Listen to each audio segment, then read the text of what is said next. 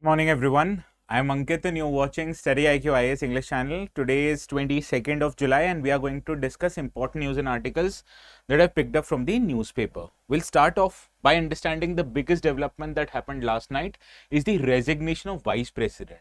So the next question is, how will the next Vice President be elected? What is the rules and procedures? How or what will happen until the time next Vice President is elected? Will someone else be acting as a Vice President or there's some other constitutional mechanism? Everything we are going to discuss from our polity perspective, and this is, as you can understand, relevant from GS paper 2 because Vice President is a constitutional authority and a part of executive. So we'll try to understand how this office will function until the time next election happens, and then also we'll understand how the elections of Vice Presidents happen. Okay. In the second article, we are going to understand an excavation that happened in Tamil Nadu few years back, and it has created a lot of controversy regarding excavation that happened in Keeladi. So, what is the excavation that we are going to talk about? What are its significance for India's art and culture? How it will try to realign India's history? Everything of that sort we'll cover in our today's discussion, and we'll also try to solve certain practice questions regarding the same. Now, this second article, it is relevant from GS paper 1 perspective because as in our course of action today, we'll understand that this excavation actually puts the time of Sangam age few years back, few centuries back actually, right? So we'll understand this excavation in great detail. In order to that, we'll also try to compare it with other excavations that has happened in the nearby areas. Now, in the third article, we are going to cover in detail what is INS Nistar. INS Nistar is a ship that actually would submit or that will actually help in understanding the anti-submarine operations and how it will also come to a rescue in case, God forbid, if a submarine gets stuck deep underwater, right? Now, this article is relevant from GS paper 3. Either way you look at it, either internal security or science and tech perspective, right? So that we'll try to understand. In the fourth article, which is a left out article from yesterday, we'll try to cover why there is a need to unlock investment in India, particularly the investments relating to foreign direct investment. Now, this is based in a fact that although India receives a lot of foreign direct investment, but when it comes to net foreign direct investment, that is the difference between money coming in and money going out in terms of investment, there India has witnessed a very less amount of investment. So in order to do that, we'll understand the challenges, cause, consequence, and what should be the way forward in order to make India a desirable hub for foreign investments. Now, this is relevant from GS paper 3 perspective, particularly the perspective of external sector, right? And in the last article, we are going to understand why is India witnessing a relief from food inflation. Now, food inflation was a big problem few years from now, that is 1 year or 2 years back, but now India has tried to control food inflation so much so that right now the food inflation is in negative territory. So we'll try to understand the key terms, we'll try to understand key indexes that are used to estimate food inflation, and we'll also try to understand the causes that have led to reduction in food inflation in India. Now, this is something directly relevant from Indian economy and how Indian economy functions. So the relevant paper here again becomes GS paper 3, right? So these are the 5 articles we are going to cover in our today's session, and you know the drill. The notes for this session, they will be available on the Telegram channel known as ATS Live. So you can subscribe to it if you still haven't and download the notes, which will be available few minutes after the session ends. Now, good morning. Let me see who all have come. Good morning, Kanchan, Yukta, Mamim, Arya, Geeta, Anuj, Benjir, Chandru, Rupa, Manvi, Anandu, Rishi, Yashi, Sripun, Oshika, Baga, Rishi, Ajju. Good morning. Good Ajju that you have joined it for the first day, but I hope you continue it every day because the benefit of these sessions would only happen if you watch it on a daily basis, right? Because current affairs is something that happens every day, right? Newspaper comes every day with a new information. So this is a continuous process. If you start it today, well and good, but you have to be very regular about it. Okay, Ajju? Jui, good morning. Venus, good morning. Now, we'll start our today's discussion with this article. Obviously, this deals with the resignation of Vice President, and this has appeared on the front page of the newspaper, and it talks about the crisis that will happen right now once the vice president, who is the second highest functionary according to the constitution, has resigned. So what will happen next? This is what we are going to cover, in addition to everything that is relevant for your exams perspective.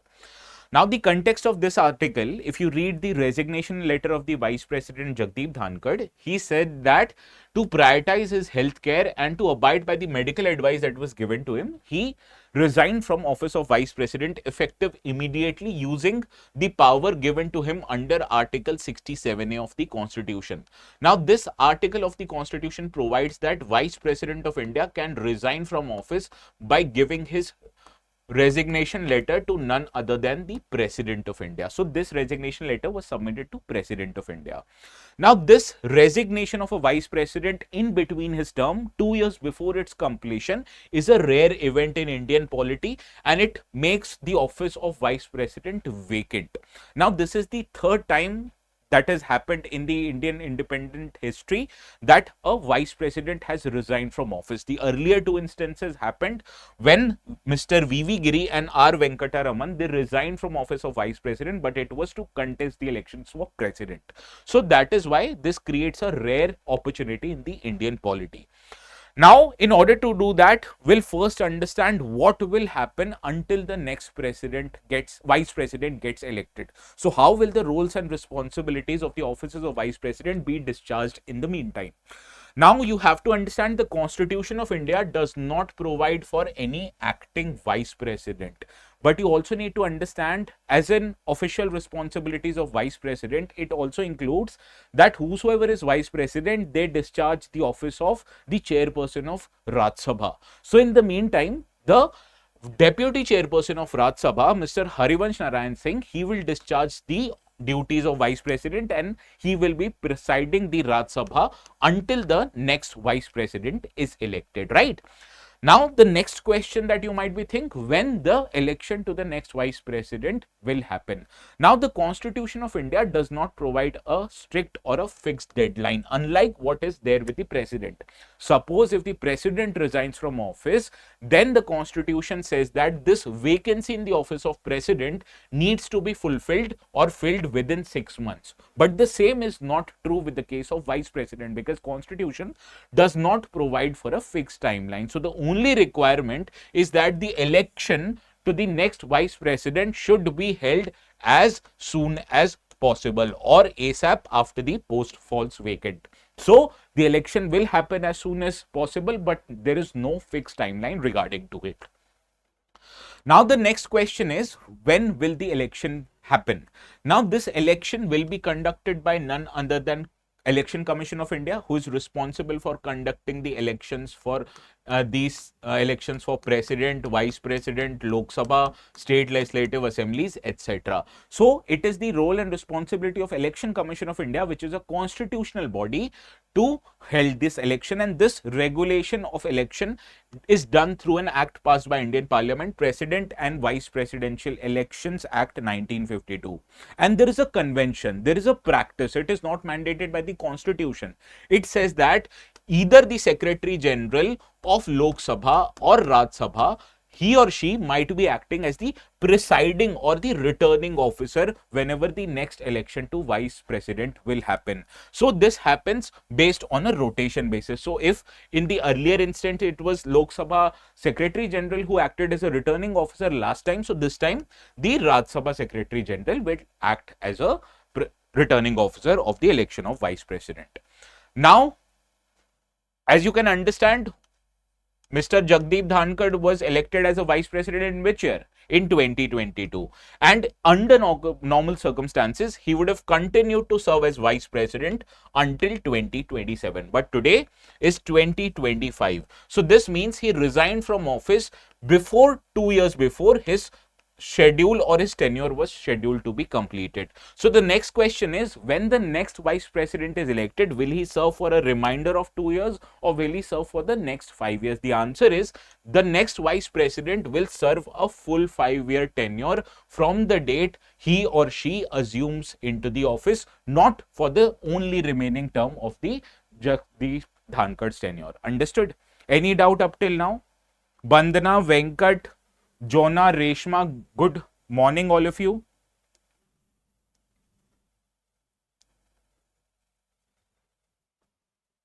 Any doubt up till now? The next part is very important. That is why I'm asking, do you have any doubt right now? Should I move forward? Understood. Okay, Shripurn, anyone else?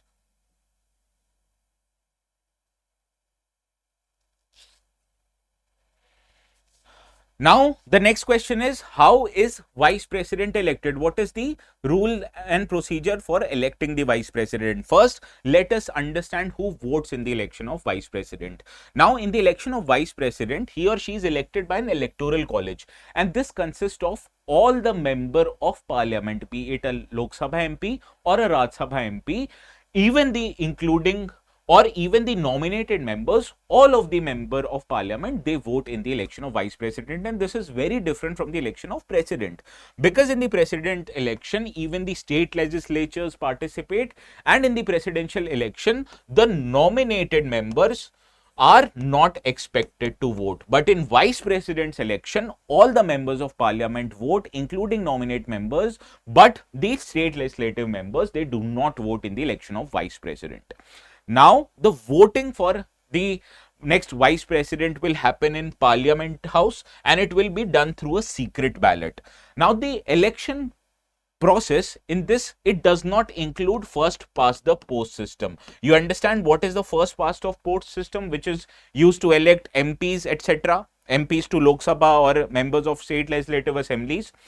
In first past the post system, what happens that the person who secures the highest amount of vote wins, irrespective of not whether they are able to secure 50% votes or more. So even if there are 3 people standing, and if the highest vote share is 35%, then that person is elected as the next Lok Sabha MP or a next Vidhayak.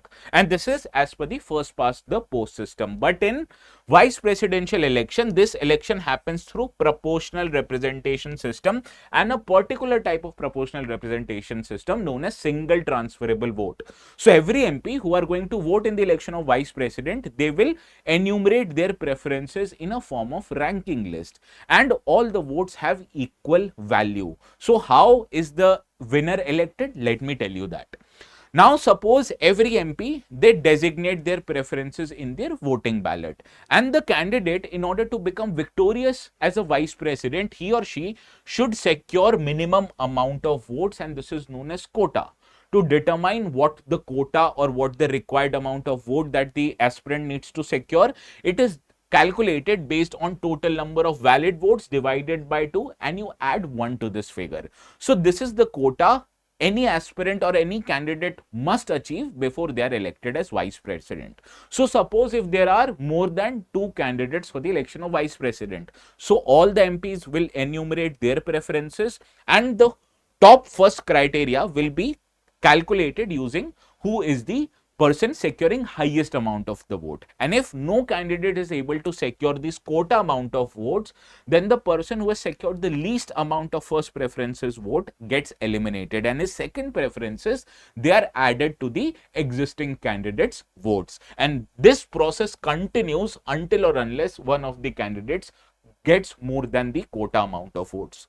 Understood? So this is how the elections happen. This is an indirect election because people like you and I, we can't vote. It is our elected representatives in the parliament who are going to vote in this election, and any candidate must secure at least the quota amount of votes to become victorious. And this election happens through which part of the election? Through proportional representation using single transferable vote. Understood? Now the next question is, what is the eligibility criteria for the candidates who can contest the election for vice president? Well, quota partner, suppose, right, there are 600 valid votes theoretically, right? So what is the quota? I told you, you divide the total number by 2 and add 1. So this becomes 300 plus 1. So effectively, any candidate must secure how many votes to become the next vice president? At least 301 votes. And what if there are 4 candidates there in the election? So any MP would list their preferences and the first preferences will be calculated. And if no candidate is able to secure 301 votes, then the least amount of candidate who has gotten the first preference will be eliminated and his second preferences will be added to the existing criteria. And this criteria will continue until or unless one person gets over and above the quota vote system. Understand? This is an example that I gave you. This might or might not be true, the numbers, but this process is the same. Understood now, na? Now the next question is, who is eligible to contest the elections for vice president? Now the Constitution of India says that anyone who wants to contest the election of vice president, obviously they have to be the citizen of India. And in terms of age, they need to be at least 35 years of age. So over and above 35 years of age, only those persons can contest the elections.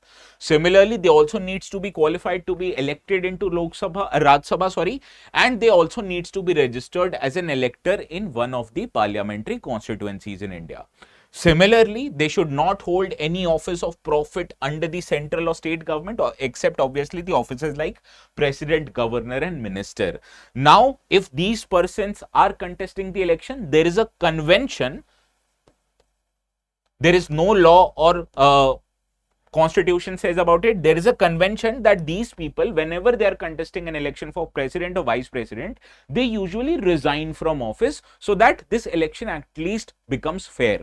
So for example, the previous president of India, Mr. Ramnath Kovind, when he became the candidate for president, he at that time was the governor of Bihar.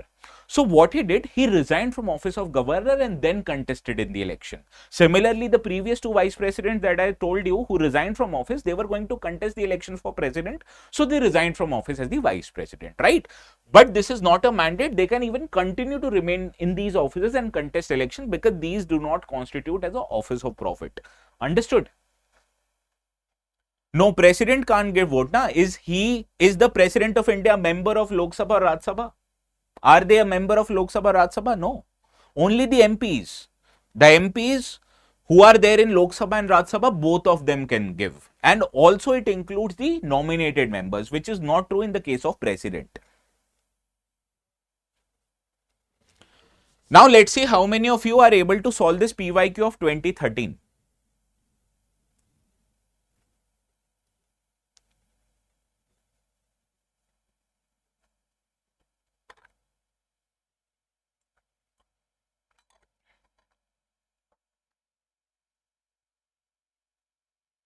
Sir, double citizen. See, in India, you can't be a double citizen.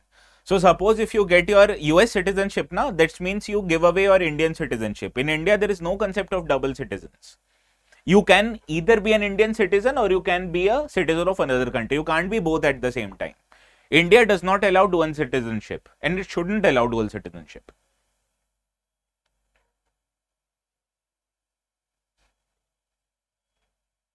Well, the chairman and the deputy chairman of Raj Sabha are not the members of the house. This is incorrect. You know why? Because deputy chairman of Raj Sabha is a member of Raj Sabha, not the chairman. Second, while the nominated members of 2 houses of parliament have no voting right in the presidential election, this is correct. They have the right to vote in elections of vice president. This is correct. So second statement is correct. First isn't. Option B is your right answer. Well, if you have confusion, deputy chairman of Raj Sabha is indeed a member of the house. How is deputy chairman of Raj Sabha elected? One of the members contests the election of deputy chairman and they become the deputy chairman.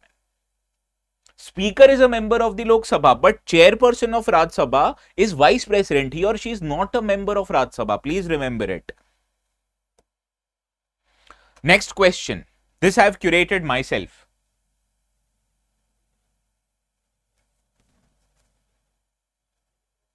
Yes, there were nominated members before. Now there are no nominated members. Anglo-Indians, 2 Anglo-Indians used to be nominated into Lok Sabha, but now government has done away with this practice by making constitutional amendment.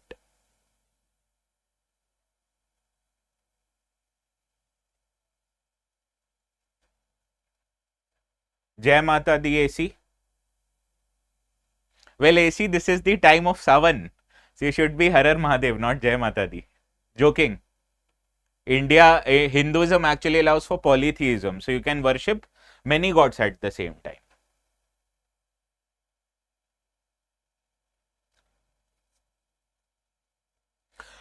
Well, we are looking at the statement. Constitution mandates that a vice president vacancy must be filled within 6 months of the post falling vacant. This is incorrect. I told you there is no constitution obligation on when you have to fulfill this post. It only says as soon as possible. As soon as possible can be 1 month, can be 1 year.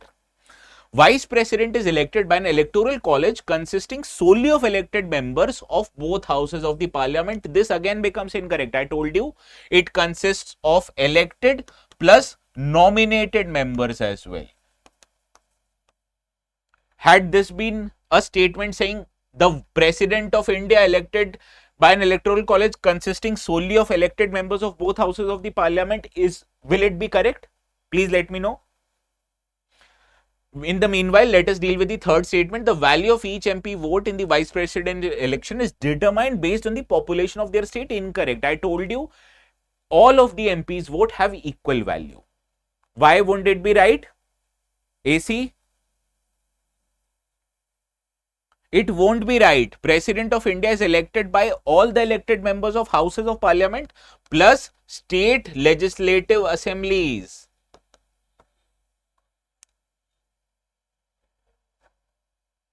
Yes, Jui, correct. Polity revise नहीं हुआ है अच्छे से. See, even today I remember all these stuff. How can you not remember because you're studying right now? Now, this is the next article we are going to discuss, and I have taken this article from page 8 of the newspaper. This is talking about a Keeladi Excavation report that has been filed, and there are some controversial statements regarding it. So, let us understand first the context. Now, the Cultural Ministry, in a answer given in the parliament, has stated that the Keeladi excavation report is under review and it requires further scientific studies for validation.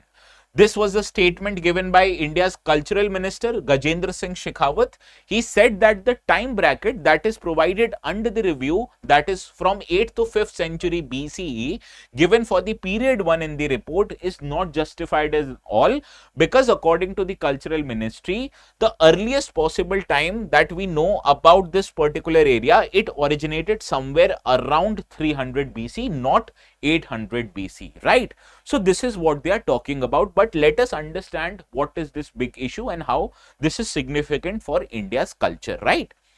Now we are going to talk about an excavation that was done by the Archaeological Survey of India in the village of Keeladi, located in Shivganga district of Tamil Nadu, located quite close to Vaigai river, right? Now, this excavation was started in 2015 by Archaeological Survey of India, and you understand Archaeological Survey of India comes under Ministry of Culture. Now, later on, it was taken over by Tamil Nadu State Department of Archaeology because of an administrative dispute, right? So, this particularly deals with what these bodies found while they did excavation in the village of Keeladi, right? Now, while conducting the excavation, these agencies found many artifacts, as many as 18,000 artifacts that included pottery and inscribed potter sheds, gold ornaments, copper items, semi-precious stones like carnelian ink shells, ivory bangles, glass beads, spindle halls, terracotta seals, etc. So all these artifacts, jewelry, etc., they were found once they excavated. You understand what is excavation? Excavation basically means digging the, right? So you find when you dig several meters below the ground level, you find many artifacts in some areas which had historical developments, okay? So this is what Keeladi excavation is all about. Now, what is the significance of these artifacts? Let us understand this. Now, more than 140 pot sheds were found in what was written in Tamil Brahmi inscription. indicating that there was early presence of literacy and the use of script in the region prevailed at the time when these inscriptions should have been made.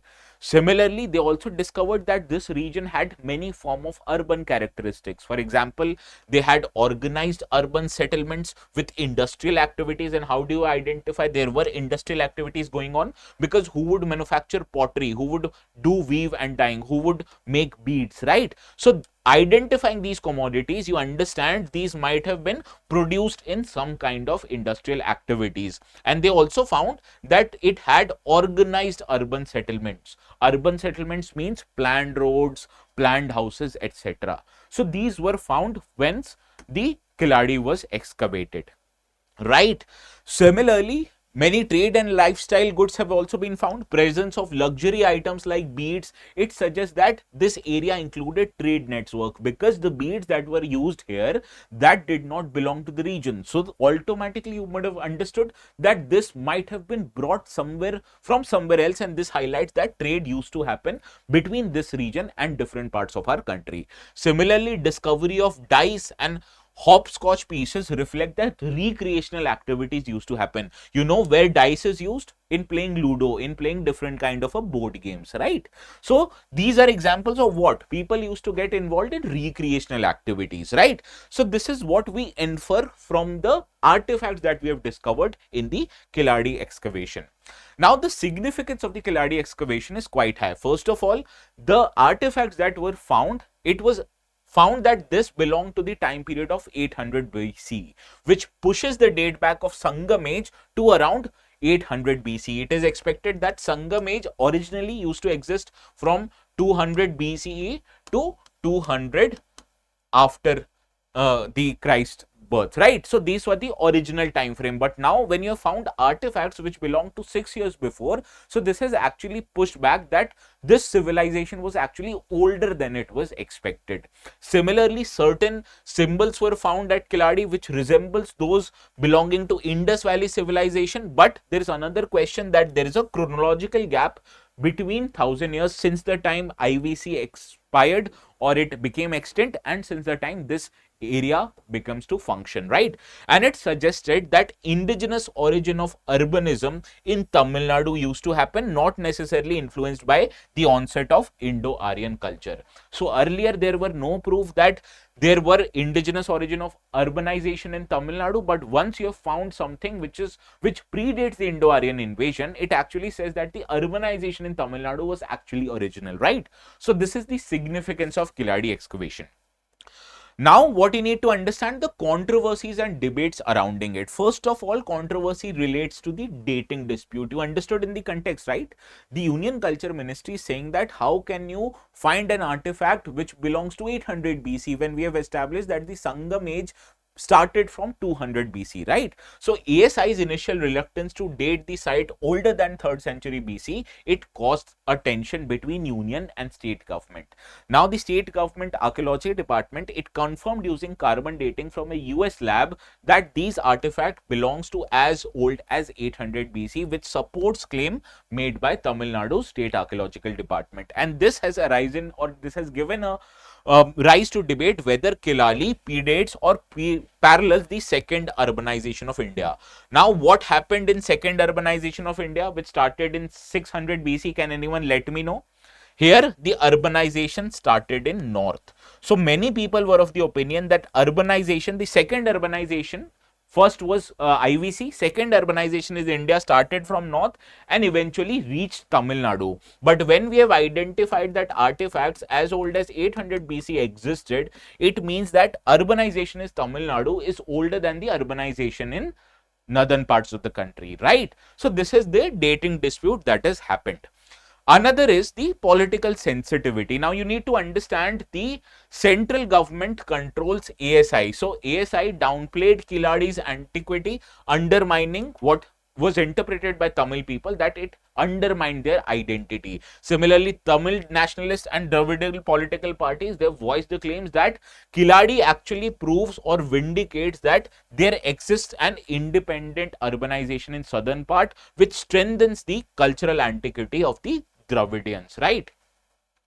Any doubt? Yes, Mauryan period was the second urbanization. Correct. Now, another controversy is an extension of political conflict is the cultural identity conflict. First of all, it linked to larger debate whether people in Tamil Nadu or the urbanization in Tamil Nadu started earlier in north and eventually came to the south, and it is perceived as a challenge to north-centric historical narratives that are present in India. So, this is an ongoing dispute. What we have to understand whether Tamil Nadu is old or whether North is old, what you need to understand, both are part of India. So we have to actually cherish these civilizations, not compete against each other, right? Whatever belongs to Tamil Nadu belongs to North, whatever belongs to North belongs to Tamil Nadu. You have to understand this. This divisiveness is not good for India's unity, right? Do anyone disagree with me? If you disagree with me, you can let me know in the comments. There's no harm in good debate. Well, what are the benefits of such finding? That we are able to historically put the time frames to exact thing what used to happen, right? Because no one is surviving from that time period to tell us now what used to happen. So we have to infer data from the what you can call the excavations.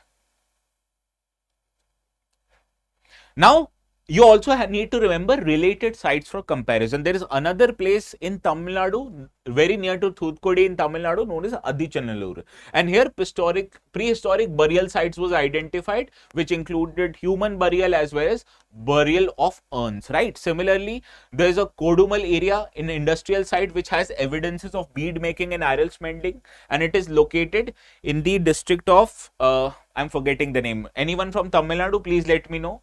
Where is Kodumal located? I searched it, I forgot. What is the necessity of finding these things?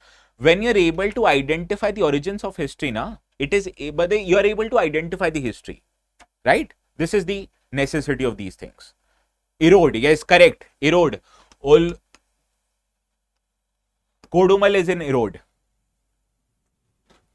And another instance is Mohenjo-daro in Harappa. It is a major urbanism in these Indus Valley civilization. So it happened much before it started in other parts of the country. So first urbanization in India is in the IVC. Second urbanization now is the debate whether it started from Tamil Nadu or from North, right?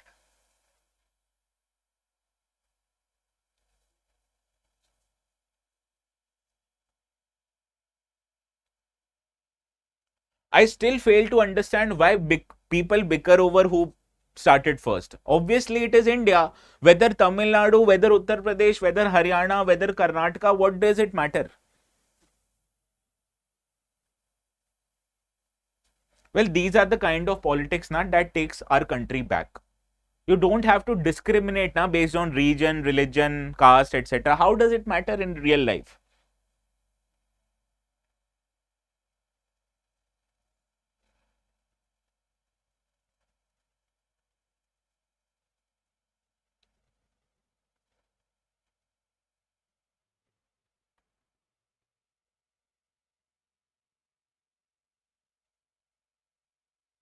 Well, discovery of Tamil Brahmi inscriptions on pot sheds in Keeladi provides evidences of literacy and use of script in South India around 800 BC, obviously correct. The presence of industrial tools and luxury items like beads suggests that Keeladi was a rural settlement. Incorrect, it was an urban settlement. Why would rural people buy luxury items and industrial tools, right? This is a phenomena prevalent in urban regions. And they did not rely on subsistence farming, because had they been relying on subsistence farming, how would trade happen? Understood? So, second statement is incorrect. First is right. Option A is your right answer. All of you have gotten it right. Well, it's sad now when such parties use these kind of tactics, and this is present in all across the country. No party actually does not involve in these kind of things. This is actually sad. Now, when I was sleeping last night, I suddenly remembered INS Nistar to kiya hi nahi. So I thought, why not cover INS Nistar today? This actually appeared in Saturday's newspaper, and I told you I will cover it on Monday. But yesterday the newspaper was so good, I forgot about it. So good that I have remembered. In case I miss out on something, do let me know in the Telegram group also, right? Good morning, Sojanya. How are things? Have the school started of your children? I hope they should have started by now. It's 22nd July already. Now we were talking about INS Nistar, right? This is the ship we are going to talk about. See how beautiful it looks. Now the Indian Navy last week commissioned INS Nistar at the Naval Dockyard in Vishakhapatnam, and it has been designed and constructed by a PSU known as Hindustan Shipyards Limited.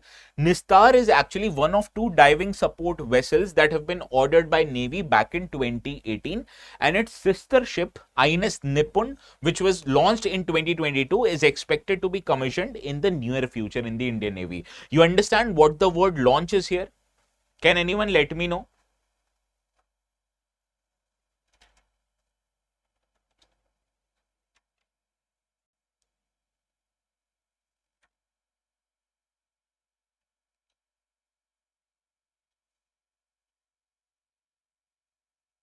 Anyone? What is the word launch here? What do you mean launching a ship? Is there a formal event with celebrities where they launch the ship? Testing phase. Yes, actually true, but what is the launch of ship? What does you mean? What does it mean when you launch a ship? Can anyone let me know?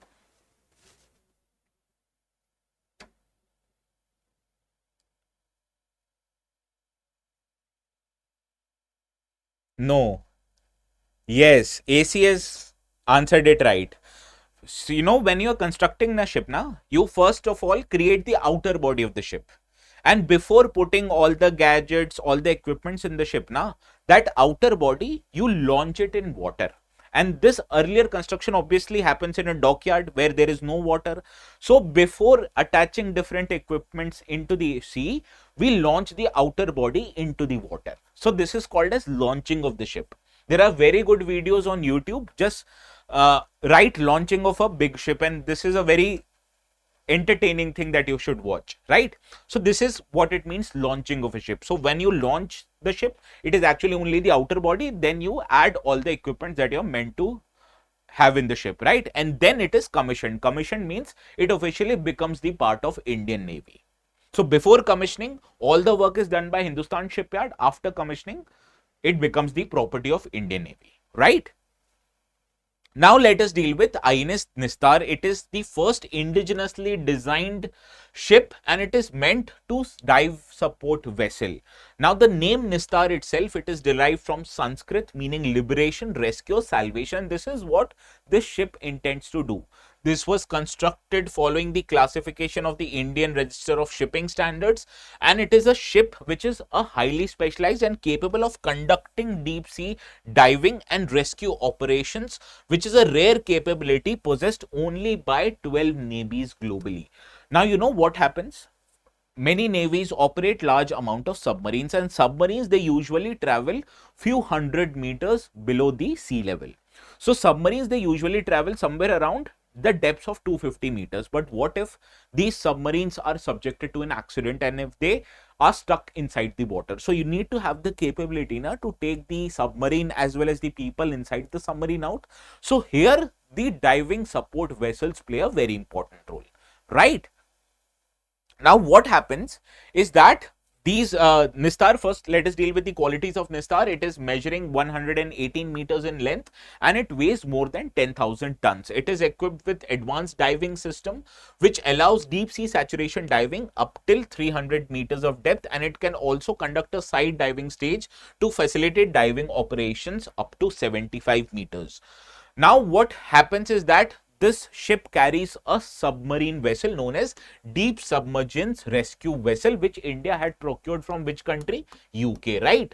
Now, the purpose of Deep Submergence Rescue Vessel DSRV is to conduct rescue and excavation in case of any emergency that is might be there in submarine. So you need a ship to carry this submarine, and this is what INS Nistar actually will do. So it will carry this DSRV, which might conduct in any case if you require to conduct rescue and evacuation for a submarine, and it will also be fitted with a remotely operated vehicles, which will basically be an underwater robot that can help in rescuing the submarines, right? So it can travel up to 100,000 meters below sea level and conduct evacuation accordingly. And it is built with approximately 80% indigenous component. So essentially, this also highlights the government vision of Make in India. Well, do not care what is side diving, right? What you need to understand, the function of this ship is that it undertakes diving with the help of DSRVs and ROVs, and these are meant to actually rescue the submarines as well as people inside the submarine in case, God forbid, if they are stuck underwater.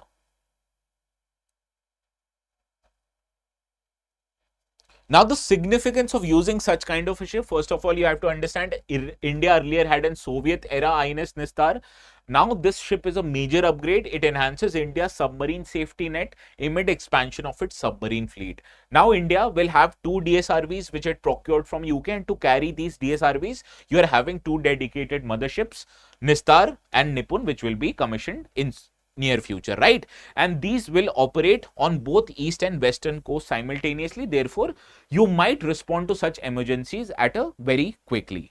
And similarly, you can also support your friendly countries in case, God forbid, their submarines are also stuck underwater. We can send these DSRVs through air, and this brings India into an elite grouping of only 12 nations who have these kind of capabilities. Right now, if India's submarine got stuck, India used to ask help from other countries, right? Do you think it is a right thing to do, especially when you're such a big country? Now, there are also diplomatic and geopolitical significance of operating such kind of ships. First of all, what is India's Navy's original intention? Indian Navy's original intention is to act as a net security provider of the entire Indian Ocean region, and it also includes, if any submarine is stuck in the region, Indian Navy should be the first responder. So it boosts India's maritime soft power. India can actually respond in cases of disasters. It can conduct rescue mission even for foreign submarines, and it strengthens interoperability with foreign navies. Similarly, it enforces India's commitment for global commons as a maritime peace.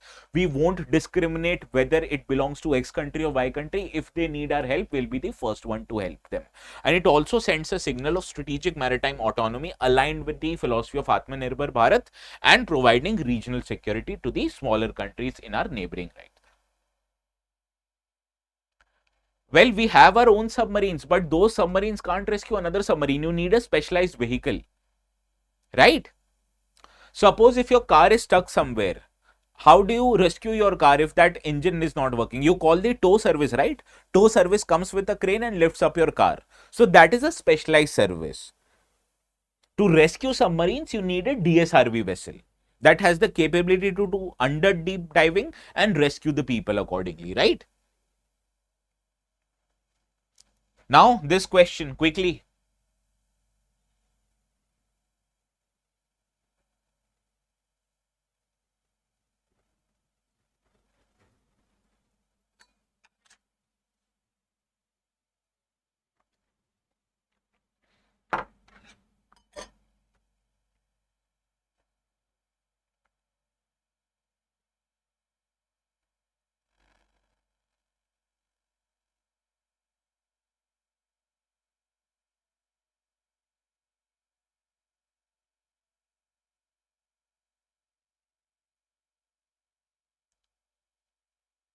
Yes.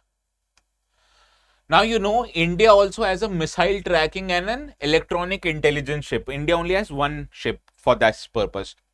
Does anyone know the name? Without Google. Option D is the right answer for this question, but I'm asking, what is the name of India's missile tracking and electronic intelligence ship?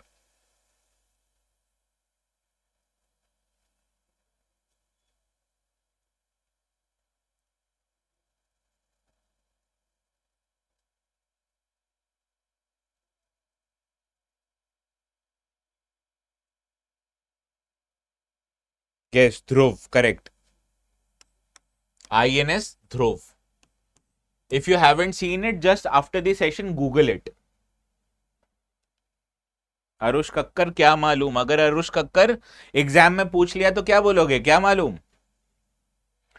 Now, how many of you are giving IB exam or planning to give IB exam? INS Vikrant is our aircraft carrier, not the missile tracking ship.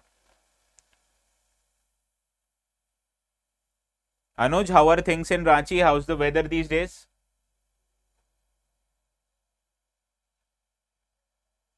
How many of you planning to give IB exams this year?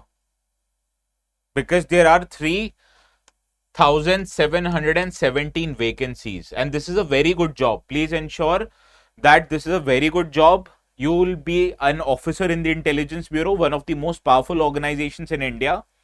And this job not just provides you with job security, but it also comes with a reputation, right? So please consider to attempt this exam, right? It will provide you a job in the union government. You will be one of the officers in the Indian Intelligence Bureau, and you will contribute to security of India. Okay, Yashi. So suppose if you are going to take admissions in this IB batch, na, if you're planning to give a IB exam, na, do consider joining one of our batches. We provide batches in both bilingual and in English. You can take admissions to these batch. Now, to take admissions, you can go to our website. The website will show it is available at 4,999. But you can use the code ATS Live and get rupees 2,000 discount. Right, so 2,000 rupees will be discounted once you use the code ATS Live. Please do so. Let us move to our next article. This is from yesterday and it talks about the ways to unlock foreign investment in India. No, I am not in this batch, Mahmeem. This is taken by a sir who was earlier in the IB, so he has cleared that exam. Understood? I have cleared UPSC, so I won't take IBSIO. I take UPSC related batches.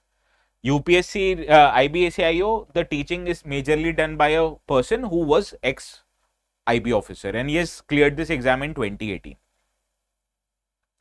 Now we are going to do this article. This article is from yesterday and it talks about ways to unlock foreign direct investment in India, but it provides us certain facts which we need to understand first. Now, this provided that the FDI flows into India in the last financial year, that is in 2024 and 2025. What most news organizations report that our gross FDI inflows increased by 14% last year, where India got as much as $81 billion flow into FDI.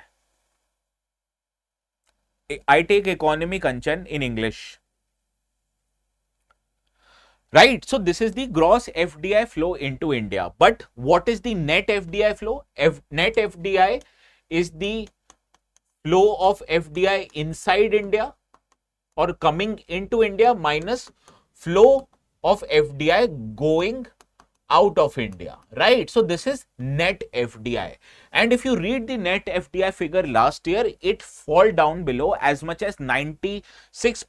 Only $0.35 billion was our net FDI, which is the lowest in 20 years. And this is because of many reasons. First of all, there are high repatriations. What is repatriations? So suppose if a country, for example, a foreign company like Hyundai, they invest in India and they start manufacturing the cars. And in this industrial process, they must be making profit.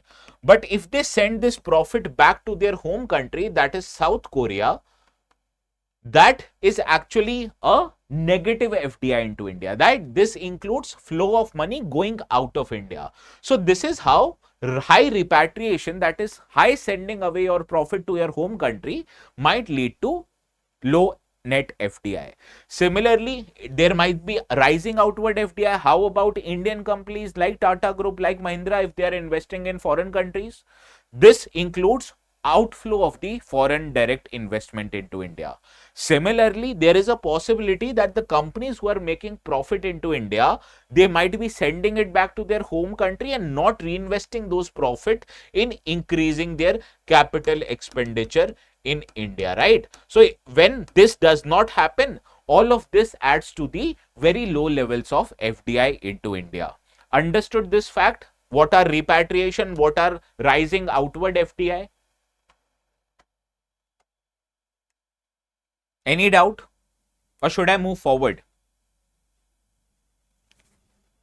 Net FDI is foreign investment coming in minus foreign investment going out. Now, this article says that not just India is facing the very low net FDI, all the countries are facing it because of there is a trend in global decline in FDI in emerging market and developing economies. FDI to EMDs fall to just $435 billion in 2023, which was the lowest since 2005. And as a share of GDP, FDI dropped to 2% of GDP, while in 2008, it was almost 5% of overall GDP, and it indicates structural weaknesses in the FDI, not just the cyclical volatility. What are structural weaknesses? We will discuss it, no need to worry. Right. Now, what this says that there are many causes that have led to decline in global FDI. First are geopolitical tensions. Now, you need to understand whenever there will be war, there will be very less business, because business actually happens when the country is prosperous. When the country is strained, like it is fighting the war, any kind of war, business investments won't happen there. So in many cases, US and China are involved in tariff war. Similarly, many wars are happening across the globe, be it very recently conflicts between Iran and Israel, or be it the ever continuing Russia-Ukraine war, right? So in these geopolitical tensions, the foreign investors, they are actually varying of investment in their other countries. Similarly, we see there are rise in protectionism. US has evolved what is known as a tariff policy. Similarly, China is prohibiting export of essential commodities, and by creating barriers to trade and investment. For example, the European Union is bringing a policy, carbon border adjustment mechanism. So this is an example of how you create barriers to trade and investment. Suppose if you are applying higher taxes on the imports, this actually discourages FDI from happening, right? Similarly, there is slowdown in signing of new trade and investment treaties. Earlier, there were about 870 treaties that used to exist. This has gotten very less than half, right? And there are many structural headwinds also. What are the structural headwinds? Policy inertia. Countries are not willing to change their policy, not making or not willing to liberalize their economy. There is rise in economic nationalism. Countries are saying that rather than investing in foreign countries, whether we should prevent investment from happening, right? This is what is known as economic nationalism, like Atmanirbhar Bharat. But Atmanirbhar Bharat has a very different tilt. Atmanirbhar Bharat says that we want to manufacture in India. We can import goods from outside, but using those goods, we should add value inside India. But many other countries like US, they don't feel the same. This is an example of economic nationalism. Similarly, after COVID, we have also seen there are huge number of supply chain realignment, especially away from China, and this has created problems in investment, because if you are not able to source different raw materials, how would you look to manufacture those products into your country, right? So this is the factors that have contributed to global decline in FDI. And why is FDI necessary for any country? You should also know that. There is a study conducted by World Bank. It says that if there is a 10% rise in FDI, it contributes 0.3% to your GDP. But if you make certain changes, if you open your trade, if you have strong institutions that are overlooking the trade mechanism, if you have developed human capital, and if you have low levels of informality in your economy, this might even contribute up to 8.8% of your GDP, right? So this is why you need FDI to promote not just employment in India, or you can also get higher amount of GDP growth due to FDI. And this is a finding not by Government of India, but by World Bank. Understood? So this is the reason why we need FDI. Now, this article also says what India needs to do from now on in order to get good amounts of FDI. First, it says that you need to leverage trade agreements, and this is the fact that India is looking to sign its trade agreement with countries like US, countries like UK, etc. And we need to shift away from the protectionist legacy which was earlier in India, and we have to sign FTAs proactively with many important countries. And with investment treaties, we can expect the FDI flows to increase as much as 40%. And when 1% rise in trade to GDP ratio, it contributes 0.6% to FDI inflow, because manufacturing is not an activity that can happen entirely in a country. You can also increase the import of raw material. While doing so, you can also expect to export the finished products into other countries. So you not just have to encourage more and more FDI, but you also have to encourage openness in the trade, right? And geopolitical alignment away from other countries are now shaping investor decision. Case in point, what is known as China plus one strategy. You understand the company Apple, right? In Apple, what used to happen that earlier all the iPhones were used to be manufactured in China. Now Apple has realized that it is not good to put all their eggs in one basket, so they've also started manufacturing iPhones in India. So this highlights that there is a global geopolitical realignment away from China, and India should be in a position to get maximum amount of investments. Sir, how does low informality can help? Well, if your sector is informal now, any informality does not lead to big companies. You'll not hear any big companies in informal company, right? Once you start informality, your scale of operations remains very low. So you can't become a big company. So for FDI, why would a investor invest in a small company, right? They would invest in a big company. So for that, you have to reduce the informality. Understood now? Well, I'd suggest, Arush, you should use an online tool. I used to use Google Docs.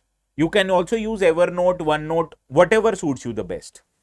But if you'd ask my opinion, I'll suggest make notes online because it is very easy to edit and update them. Now, another suggestion that this article says that you need logistics and trade facilitation reform. First of all, you should digitize your clearing processes so that goods can be imported into India and exported into India easily. Case in point, it says that Kolkata ports right now requires 140 hours of more than 140 hours on an average to clear the import and exports. Similarly, you should also focus on time and cost reliability for global value chain. Here, global value chain not just wants to conduct trade quicker, but it also wants to reduce the cost of trade. Similarly, you can also take regulatory deregulation and contract enforcement. You need to set up a different commission who would look and how to deregulate the sector away from the government and more favoring the participation of private sector. Similarly, you also need to ensure the quick contract enforcement. Right now, the pendency in our court is so high that in case of the contract violation, people are afraid to go to court because it won't be resolved quickly. So you need to bring certain mechanism that puts forward quick contract resolution, right? For both, Anish, online notes are better. Similarly, it also needs policy coherence. You need regulatory consistency. You can't change regulatory decisions because it does not send a good signal. So here central, state governments and the ministries must align the objectives and make reform accordingly. And you should also bring policy clarity and confidence for long-term FDI trust, because FDI would only happen if you have regulatory certainty, if you have clarity in your policy and confidence that whatever am I doing, you are going to come. Similarly, we also need state level reform and competition. Now, whenever the LPG reforms that started in 1991, these were reforms that were done at the central government level. Now, we need reforms in what are known as factor side of the economy, right? We need reforms in land, labor, entrepreneurship, and here the state government should take the initiative. They should make doing business easier in their states. They should provide easier way to acquisition land for the factories and also create infrastructure and train people so that it provides land easily, it provides labor easily, it provides entrepreneurship easily, right? So these are the factors that you need to consider, and to make reforms in these sectors, we need the initiative done by the state level government, right? Well, import finished goods from certain countries or buying raw material and make them new, is it reduces the import trade value? So how this can help in our GDP? Well, suppose right now the country is making cars, right? But to make cars, it does not have steel. So what we can do, hypothetically I'm saying, India makes a lot of steel, second highest globally. Now, to make steel, what we can do, or to make cars, what we can do, we can import steels at a lower cost. But while making the cars are more expensive, we can export cars to other countries. So we are adding value to the steel. So we are importing steel worth of $1 billion, and using $1 billion worth of steel, we are making $5 billion worth of car. So our import will be $1 billion and we export $5 billion worth of our cars. It will make our net exports $4 billion, right? So this is how manufacturing used to happen. Suppose we used to bring chips into India, we make mobile phones and export mobile phones, right?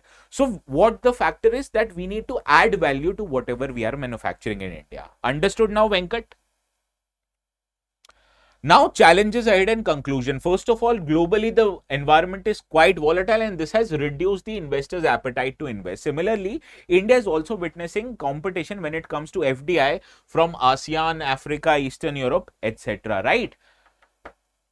And for that, India requires 3C. What are these 3Cs? Clarity, confidence, and continuity. And to conclude, in a world of fractured trade and uncertain capital flows, India's success with FDI will hinge on its ability to align domestic reforms with global realities, and the aim of government should not just be to attract more investments, but to make it productive, inclusive, and transformative. So this is how you conclude your answers. Understood? I have covered everything here and I've also highlighted the keywords that you shouldn't miss out on.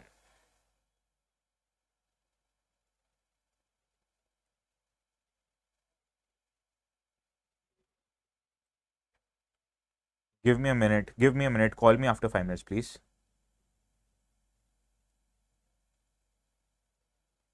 Understood? Now, practice question quickly.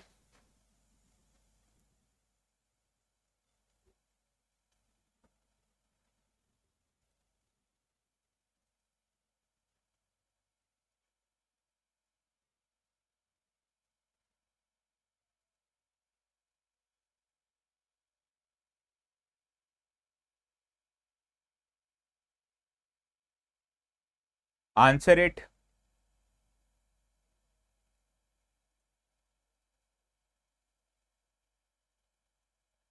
Well, which of the following constitute capital account? Are foreign loans a part of capital account? Yes. FDI is a part of capital account. Remittances not a part of capital account. Portfolio investment part of capital account. So 1 to 4 is the right answer. Option B is your right answer. Correct. Another question.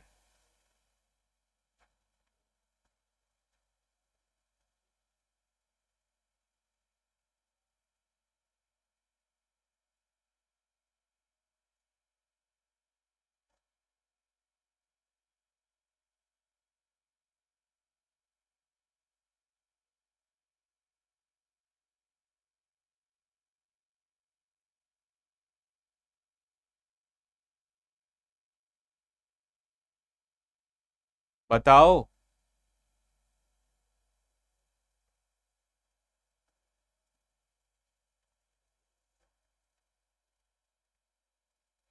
Yes, option B here also is the right answer. It is largely a non-debt creating capital flow. Whenever you take loans, these are examples of debt, but whenever you bring investments, those are not debt creating. This is foreign portfolio investment, not FDI. Last one. Understood? Now, this is the article still remaining. We'll cover it tomorrow. No need to worry. This is a very good article. So I'll deal this article on the first discussion yesterday, right? So download the notes from this channel and we'll see tomorrow each other, okay? At 11 a.m. sharp.